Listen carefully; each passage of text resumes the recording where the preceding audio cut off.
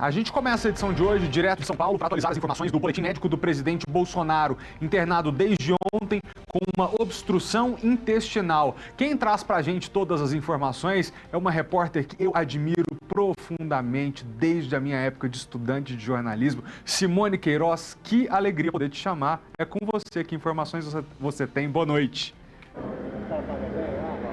Oi, Felipe, boa noite. A honra é minha de poder falar não só com você, como com o público aí de Brasília, poder trazer informações diretamente aqui de São Paulo sobre o estado de saúde do presidente Jair Bolsonaro. Como você disse, nós falamos ao vivo aqui do hospital onde ele está internado desde ontem. O último boletim médico que saiu no início da tarde nos informava que o quadro do presidente está evoluindo de forma satisfatória, tanto do ponto de vista clínico quanto também laboratorial. E com isso fica mantido o planejamento terapêutico, ou seja, cada vez mais afastando a possibilidade de uma cirurgia para tentar corrigir esse problema da obstrução intestinal. Esse problema que vem em decorrência de aderências no intestino. Essas aderências, Felipe, são muito comuns em pessoas que já foram submetidas a cirurgias no aparelho digestivo. Isso é um pouco frequente. Então, os médicos querem evitar ter que chegar a esse recurso da cirurgia, porque para resolver esse problema poderiam acabar reforçando o risco desse problema voltar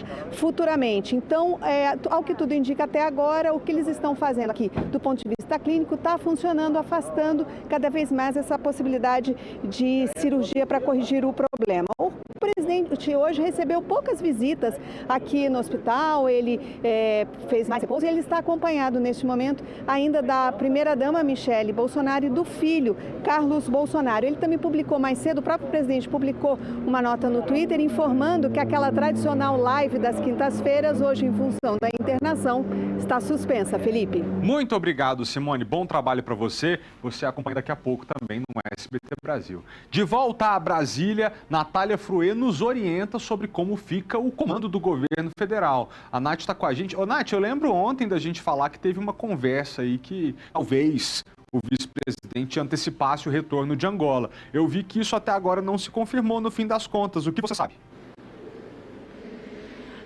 Oi, Malta. A gente conversou durante a tarde com o vice-presidente Hamilton Mourão, que está nesse roteiro em Angola, na África, e ele disse que não deve abreviar a viagem por lá, ele deve permanecer ainda com agenda oficial amanhã, sexta-feira, e só retorna ao Brasil no sábado. O que a gente apurou sobre essa possibilidade do presidente se licenciar do cargo? O presidente não quer se licenciar do cargo, os ministros e os familiares insistem que o presidente precisa descansar e se dedicar a essa recuperação e ao tratamento que ele está fazendo em São Paulo. Mas o presidente não quer, o presidente quer alta o quanto antes. Só que isso tudo depende da resposta desses medicamentos e desse tratamento que ele está fazendo lá. Durante o dia eu conversei com alguns ministros que eles me disseram o seguinte: a gente está monitorando e vai depender dessa orientação médica. O indicativo hoje, né, essa possibilidade da cirurgia está ficando cada vez mais remota, mas ainda é cedo para confirmar qualquer diagnóstico e qualquer previsão de alta. Então eles estão monitorando ainda isso. Por enquanto não tem essa previsão, então, do presidente se licenciar, ele segue no cargo sem afastamento e a expectativa, então, agora é aguardar o dia de amanhã e o sábado, quando o vice-presidente retorna a Brasília. Em 2 momentos, o presidente Jair Bolsonaro já se licenciou do cargo por motivos de saúde, em janeiro e setembro de 2019. Em janeiro, ele fez a retirada da bolsa de colostomia que ele teve que usar por causa do atentado de 2018 durante as eleições e depois, em setembro, ele fez uma correção na hérnia do abdômen. Então, foram os 2 momentos em que o presidente acabou se licenciando por questões de saúde, mas por enquanto, sem isso, neste momento, Malta. Natália Fruê, muito obrigado pelas informações. De volta às notícias locais, a gente fala agora de uma carona inusitada no grande dia.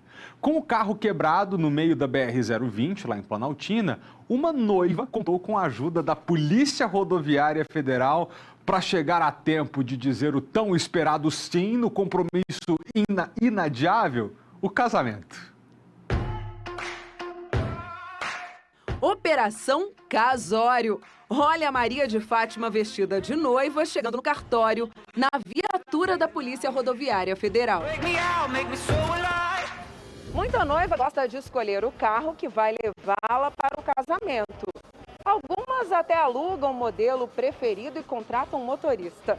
No caso da Maria de Fátima foi diferente. Ela até planejou chegar no grande dia no carro do irmão, mas no meio do caminho o motor fundiu e ela só conseguiu chegar na hora do sim porque contou com a ajuda dos policiais. Eu perguntei para ela que dia que ela ia casar naquele dia, né, e quanto tempo faltava. E ela falou que faltava 30 minutos e que o casamento seria em Sobradinho, próximo a Colorado. E a distância é cerca de 40 quilômetros, e 30 minutos só, e com o carro quebrado ela não conseguiria chegar de forma alguma. Então aí, diante da situação, a gente decidiu ajudá-la. Tem muito trânsito nesse horário, né? Aí a gente teve que ligar a sirene para abrir caminho sim. Depois de 1 ano de namoro e 2 meses esperando pela hora do sim, durante o trajeto a Maria de Fátima até mandou um recado para o noivo. A gente está indo na viatura, mas não estou presa, estou indo casar. Antes de conseguir a carona, imagina o desespero da noiva em plena BR-020, achando que não ia dar tempo de chegar no cartório para o casamento civil. Mas ela disse que até tentou manter a calma. Eu falei, vou parar de olhar pro relógio, porque senão a gente entra em desespero. Mas aí, graças a Deus, no final deu tudo certo. O cartório é rigoroso. A tolerância para os atrasos é de 5 minutos. A juíza de paz, que celebrou o casamento da Maria de Fátima e do Francisco, conta que se os noivos atrasam, partem logo para o fim da cerimônia. A cerimônia é bem reduzida, a gente faz basicamente só as assinaturas, não tem a celebração em si. O casal chegando no horário, a gente tem entrada, tem discurso, troca de alianças, uma cerimônia bem mais completa. E os casais vêm se casar aqui por conta de tudo isso, né? Enfim, casados. De presente de casamento, os noivos ganharam padrinhos novos. Agora temos mais 2 padrinhos novos aí, né, que fez parte da nossa história, né, e vai fazer parte aí para filhos e netos saber dessa história do casamento dos pais deles. Né. A palavra que tem é de agradecimento a eles, trabalham na PRF, né, e que Deus abençoe eles. Muito inusitado, foi top. Não estava nos planos, mas ficou perfeito, melhor como se tivesse planejado. Depois do intervalo, a volta do público nas competições esportivas aqui em Brasília. A gente conta já já.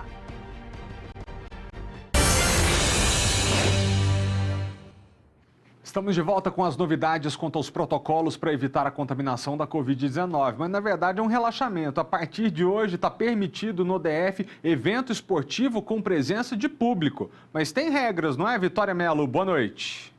Tem sim, Felipe. Boa noite a você, boa noite a todos. O decreto com autorização foi publicado hoje à tarde em uma edição extra do Diário Oficial. O documento é claro, diz o seguinte: cada pessoa deve entregar na porta do estádio, olha só, um comprovante de imunização contra a Covid-19 com a segunda dose da vacina, ou no caso da Janssen, né, que é dose única. Bom, também o comprovante de resultado negativo de um exame de Covid no máximo 48 horas antes do evento. O público fica limitado em 25% da capacidade do estádio e também gestantes e menores de idade não entram no local. A venda de ingressos acontece apenas online e, é claro, o uso de máscara, né, é obrigatório. Além disso, todo o ambiente do estádio deve ser desinfectado antes da partida. A empresa que não cumprir essas determinações pode pagar aí uma multa de até R$100 mil. E agora há pouco, Felipe, a diretoria do Flamengo confirmou que o jogo de volta pela Libertadores, né, contra o time argentino vai acontecer na próxima quarta-feira, bem ali no Mané Garrincha, viu? É a vida aos poucos, né, voltando ao normal, mas o que a gente quer saber é da vacinação, então vamos atualizar. Bom, a Secretaria de Saúde está contando com a chegada ainda hoje de 62 mil doses de vacina.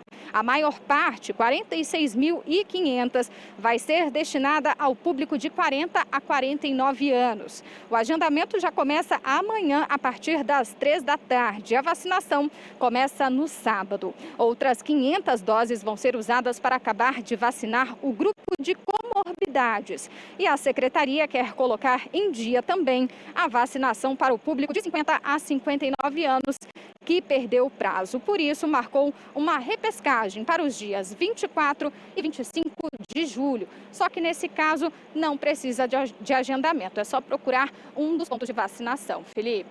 Que participação ao vivo perfeita, Vitória. Deu todas as informações, não faltou nada. Muito obrigado. A gente continua falando sobre Covid-19, mas agora sobre a origem dessa pandemia. Vanessa Vitória está com a gente ao vivo no estúdio do sbtnews.com.br. Ô VV, boa noite. A Organização Mundial da Saúde está pedindo mais cooperação da China, né, para descobrir como é que tudo isso começou. Olá, Felipe, boa noite para você, boa noite para todo mundo. Exatamente, está pedindo sim, assunto que inclusive é destaque no sbtnews.com.br. Olha só o que diz a OMS. Diz que está enfrentando dificuldade com o compartilhamento dos dados brutos do país asiático.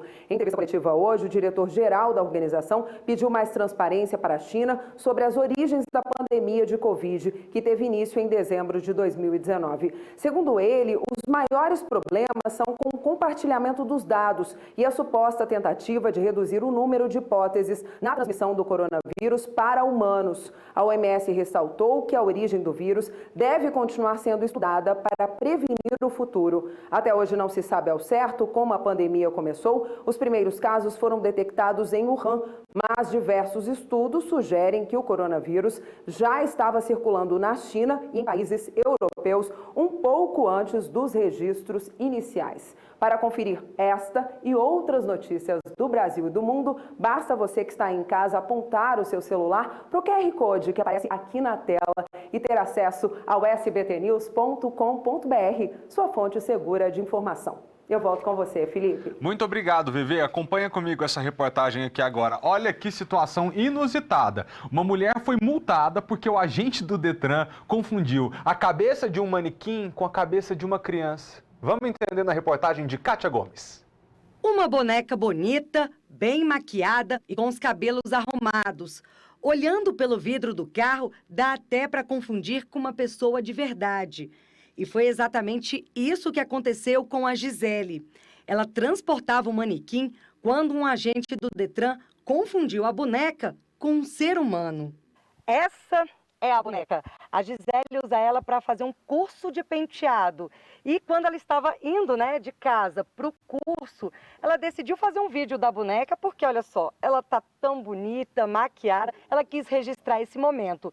Só que a Gisele estava aqui, sentada no passageiro e o namorado dela no volante. O problema é que quando ela colocou a cabeça da boneca aqui no meio para fazer um vídeo, o agente do Detran pensou, que era uma criança. Este é o vídeo feito pela Gisele no exato momento em que um agente do Detran aplicou a multa. Levantei a boneca bem aqui na altura dos ombros, fiz a filmagem exatamente às 7h46 e foi nesse momento que o Detran me multou, só que eu não vi a multa. Fui ver a multa somente no outro dia pelo aplicativo do Detran e estava lá a multa exatamente às 7h45. Aí eu liguei e falei, só pode ter sido um manequim. A história viralizou depois que Gisele postou nas redes sociais.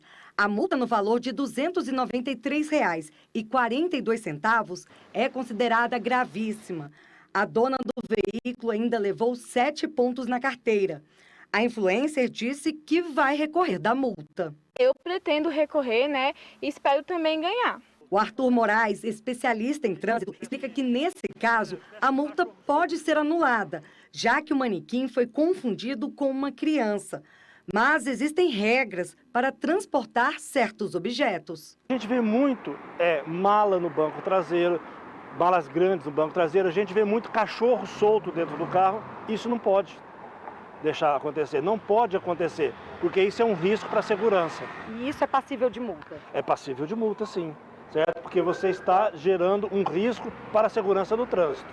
Eita, Gisele vai se livrar de uma multa, mas pode ganhar outra. Desculpa, a gente volta já com o novo morador do Zoológico de Brasília, em instantes.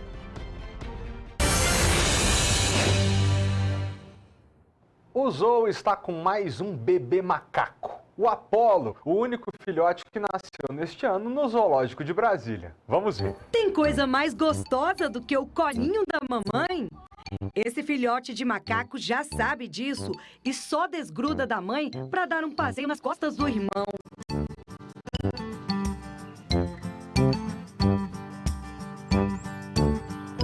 Ah, mas ele é esperto e já arriscou os primeiros passos sozinho. O mais novo morador do Zoológico de Brasília. O Apolo é filho da Riquinha com o Choquito e irmão do Tutu. Todos eles moram juntos no mesmo recinto.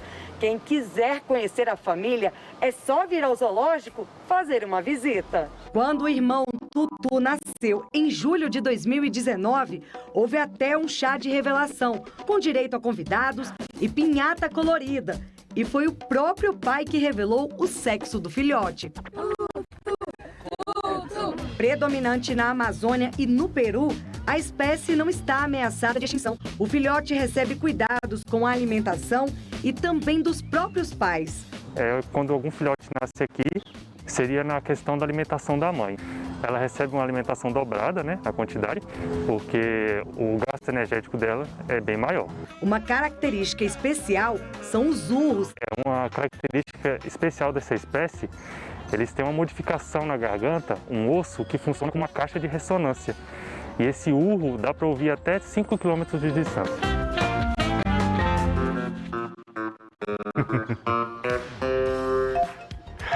Fim de semana está chegando, você pode levar a sua família para conhecer o Apolo no Zoológico de Brasília. Muito obrigado pela companhia e pela audiência. Amanhã a gente volta a se ver 15 para meio-dia no SBT Brasília, primeira edição. Boa noite, até amanhã. Tchau.